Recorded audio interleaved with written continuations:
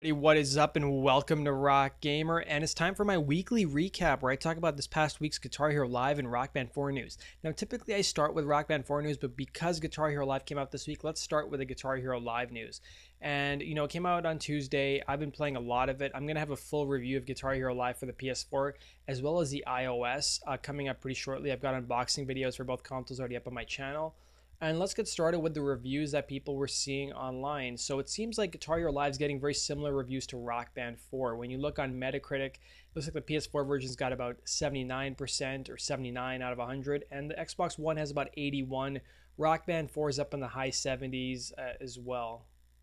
General consensus from the reviewers was that they didn't really like the single player. They thought the new presentation style was interesting, but there was sort of mixed reviews on it. A lot of reviewers didn't like the song list, saying it was too small, only 42 songs on disc. They also said there's not much reason to go back and play through the career mode again. And then they also said they love GHTV. That's what a lot of people concluded. They said it's a great service, very addictive. Lots of things to do, lots of songs to play. But what they didn't like is the microtransactions and the fact that you can't actually buy songs like you can in Rock Band 4.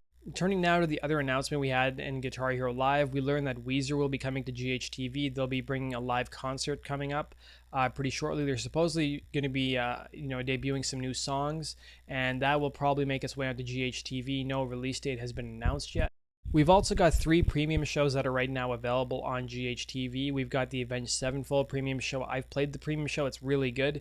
There's 3 songs you can play on it. There's Shepherd of Fire, there's Buried Alive, as well as Nightmare. They're all from the Download Festival. You need to reach level 6 on GHTV to actually unlock the premium shows, and then you can do the actual challenges that are offered to you, or you can just simply pay to play the premium shows. There's also a classic Guitar Hero pack that features the likes of Queen, as well as Disturbed. And then we've also got an indie premium show that features bands like Interpol as well as The Strokes. It's important to note that these premium shows are only on the service for a limited time. So the Avenged Sevenfold show is gone after 11 days, and then the other 2 shows are only available for another 9 days or so. I also want to let you guys know that I've put up a video on my channel that shows you how to actually use the companion app that's been released on the App Store for Guitar Hero Live.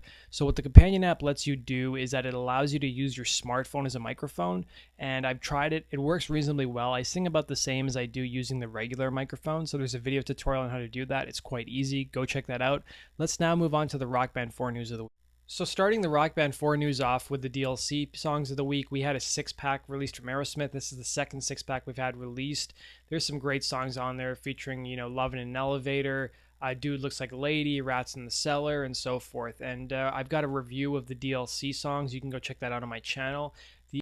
The other big news that came out this week, and this is probably not something Harmonix is proud of, but some Harmonix employees, I think 6 or 7 in total, were found to be posting reviews on Amazon, basically giving the game 5 stars and saying how great it is, but they didn't disclose that they worked for Harmonix. It wasn't until somebody on Reddit noticed that the people who left these reviews used their real names and discovered that these people actually work for Harmonix. Now, it's not clear as to whether Harmonix as a company told their employees to do this or whether these were just employees who did this on their own. Either way, they put out a statement saying they don't agree with this and that the people who posted the review should either remove them or disclose that they work for Harmonix. Either way, people who work on a product are not allowed to review it according to Amazon's terms of service. So I think a lot of people were upset about this. They really lost faith in Harmonix.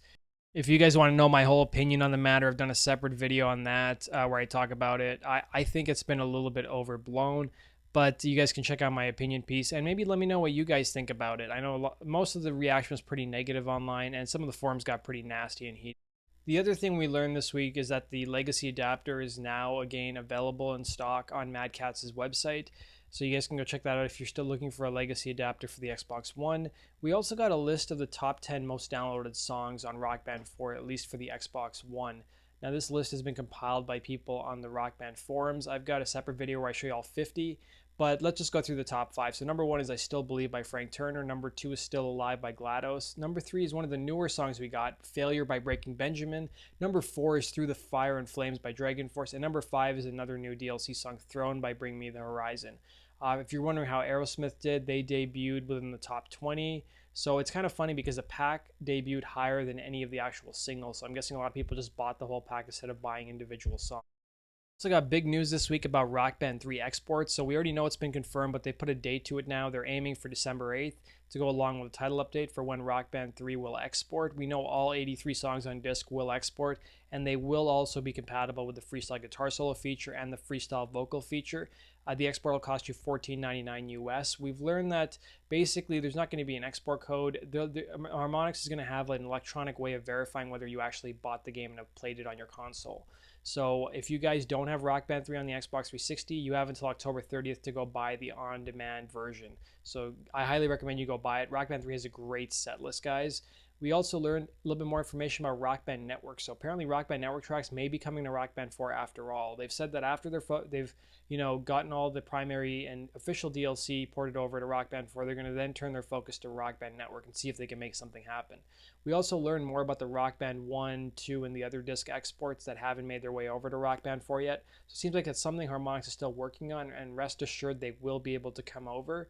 It's just a matter of time as to when those come over. We did see that people on the Xbox One were able to download Green Day Rock Band. I checked on the PlayStation Store last night. I wasn't able to port over Green Day yet. It still shows as me needing to actually purchase the songs. But that basically does it for this week's Rock Band 4 and Guitar Hero Live news. I want to thank you guys for watching, and make sure you guys subscribe for the latest Rock Band 4 and Guitar Hero Live and Amplitude news. Take care.